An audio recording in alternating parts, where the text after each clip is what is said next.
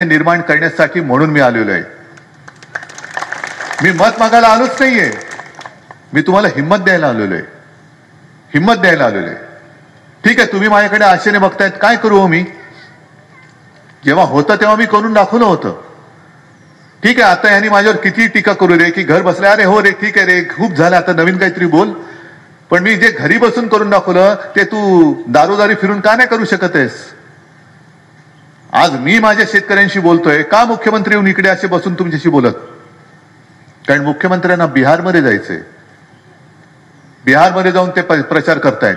आणि तिकडे मला असं वाटतं की त्यांनी खरं प्रचार करताना बोलायला पाहिजे होतं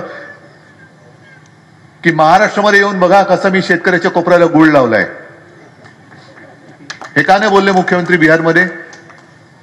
पण तिकडे जाऊन बोलले की आम्ही किती किती काही लाखो लोकांच्या मध्ये आम्ही छटपूजा केली। आनंद आहे, मी काय त्याच्या विरुद्ध नाहीये, पण ती जशी छटपूजा तुम्ही त्यांच्या मध्ये जाऊन केली तशी माझी यांची पोटपूजा तुम्ही कधी करणार? जो आपण यांच्यामुळे आपण पोटपूजा करू शकतो, तो शेतकरी आज संकटामध्ये आहे, त्याच्यामध्ये जाऊन तुम्ही का नाही बोलत?